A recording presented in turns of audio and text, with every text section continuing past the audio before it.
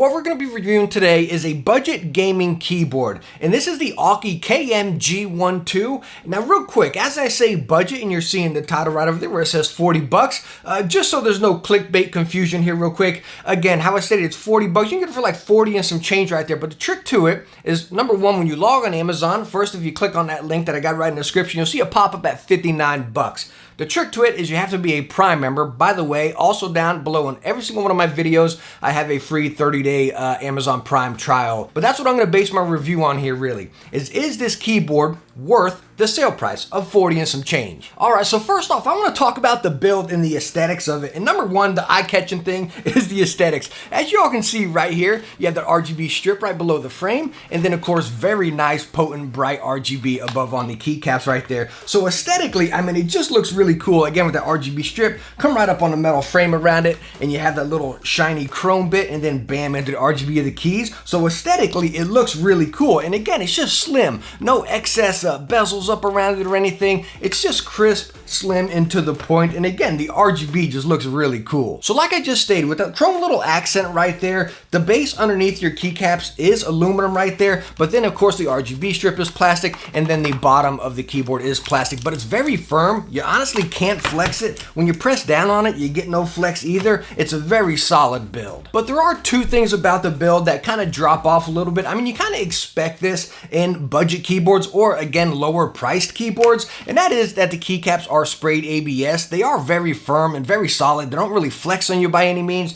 Nice shine through and everything, but again, they are sprayed ABS. But the one thing I don't like is, again, when we flip over to the keyboard here, as you see, you have nice three big feet on the front right there, but on the back, yes, your pop-out feet, as you can see right here, they do have the rubber foot on it, but when you fold them down, it's just hard plastic on the back, no foot in the middle or anything, so the back does slide around on you a little bit. Very easy fix, like I stated in other videos that had the same type of build. Just go to your hardware store, buy some rubber feet, slap them in the back, and you'll be good to go. But again, out of the box, I just can't stand when keyboards don't have feet in the back, because again, it slides around on you pretty good. Now your USB cable is attached to the keyboard right here. Very nice, thick rubber cable. It is not detachable. It is permanently placed right in the middle of the keyboard, but it is very durable. All right, so now popping off those keycaps again right here, we are using Ultimo blue switches, and that is the only option this keyboard comes in, which is kind of a stinker. I'm not a really big blue fan, but I know blue is a very popular switch out there. And these Ultimo switches, I don't know if these are new ones or what. This is my first time using this kind. It almost looks like a Kale box switch, you know what I mean?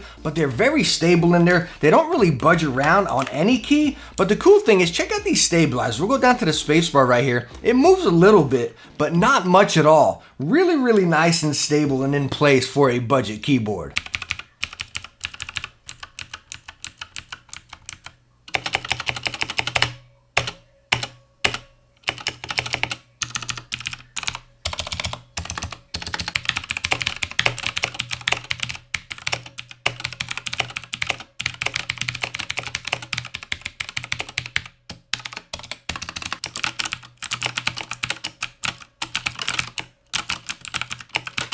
Alright, so as you just heard in that sound test right there, number one, the blues are loud and clicky. So again, that's gotta be a personal preference thing. I'm really hooked on cherry red silence right now, and blues have never really been my thing. So that's gotta be number one, your personal preference out there. But the other thing I wanted to point out, as you heard in the sound test, if not, go back and listen. Even if you're typing light on this keyboard, there's a really big ping. I wouldn't even call it a ping. I'd call it more like a ring, because when you press it, I mean, it radiates through the entire board. And I even tried whenever I was typing real low and just soft and I don't know if I can say quiet, but anyways, typing soft right here, and it still would kind of ping through there. Press harder whenever you're gaming, and then again, you get that ring. So that honestly drove me crazy. And any keyboard, if it has a slight ping, slight ring or anything, it just really drives me crazy. And I think why that happens on these budget keyboards is because the aluminum frame right around it is usually very thin. I think it's an easy fix in any of these boards, whatever. You know, go get a piece of felt or whatever, unscrew it, slap it right down bottom right there, and you'll be good to go. So a very easy, probably $2 fix,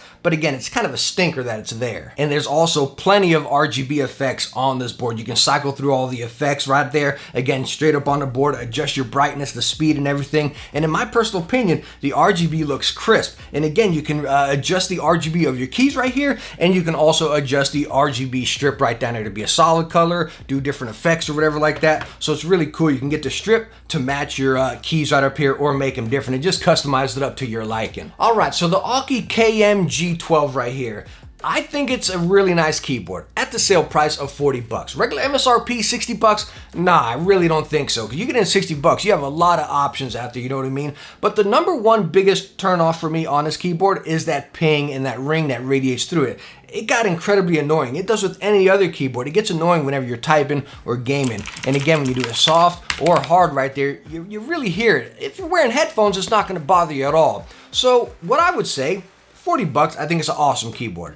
But just unscrew it, go get yourself a piece of felt right there, put it right underneath there, and I think it's gonna be perfectly fine for you. But out of the box, it's again kind of annoying. But hey, let me know what you think about this keyboard. I'm really curious. And the topic I want to kind of talk about in the comments, do you think something like this is a deal? Again, at 40 bucks, when you got to put in that little bit of labor just to make it, you know, prime time right here. Do you think it's still a valuable and a quality product when you got to put like, say, $2 in it just to kind of tune it up a little bit? Or do you think it's just an absolute wash because that one issue's there? So hey, I hope you all enjoyed the video right here. As I stated in the 20K Q&A, if you've seen it right there. If not, I'll go ahead and plug it at the end of this video right here. But I stated that I'll always review budget stuff, whether that be a membrane keyboard or a budget mechanical keyboard, mice, monitors, whatever. No matter how big this channel gets or how far it goes, I will still review budget stuff along with the higher end stuff, headphones, keyboards, mice, this, that, and the other. By the way, I just ordered some parts for a custom keyboard.